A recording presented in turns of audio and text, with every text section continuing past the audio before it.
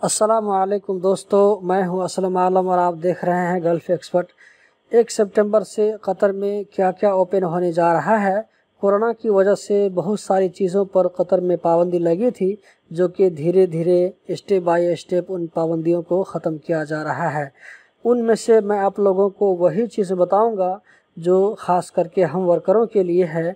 1 सितंबर से जो पाबंदी उठाई जाएगी उसको फ़ेज़ 4 का नाम दिया गया है और इस फ़ेज़ 4 को 2 हिस्सों में तकसीम किया गया है।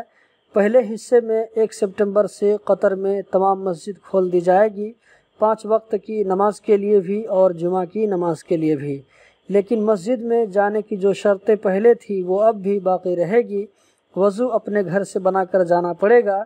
मस्जिद में वज़ू और हम्माम का इंतज़ाम नहीं होगा। बंद जगहों पर 15 लोगों को इकट्ठा होने की इजाज़त होगी, जबकि खुली जगहों पर 30 लोग जमा हो सकते हैं।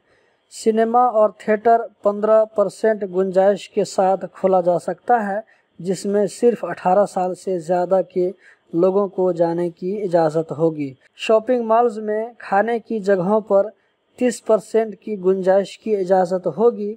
बच्चों को भी शॉपिंग मॉल में जाने की इजाज़त होगी। खेलों के मैदान और इंटरटेनमेंट सेंटर बंद रहेंगे। मेट्रो सर्विस और पब्लिक ट्रांसपोर्ट को 30% गुंजाइश के साथ दोबारा शुरू किया जाएगा, जिसका ऐलान मिनिस्ट्री ऑफ ट्रांसपोर्ट की जानिब से किया जाएगा।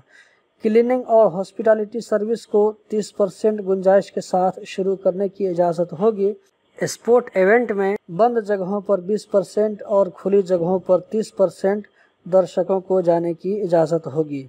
हेल्थ क्लब, जिम और पब्लिक स्विमिंग पूल्स में 50% की गुंजाइश के साथ दोबारा खोले जा सकते हैं। ड्राइविंग स्कूल 50% की गुंजाइश के साथ अपनी सर्विस को कंटिन्यू रख सकता है। दोस्तों, जैसे जैसे अपडेट आती जाएगी इंशाल्लाह हम आप लोगों के साथ में शेयर करते रहेंगे। यही थी आज की वीडियो। उम्मीद करता हूँ ज़रूर पसंद आई होगी।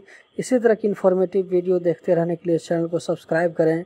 वीडियो देखने का बहुत बहुत शुक्रिया।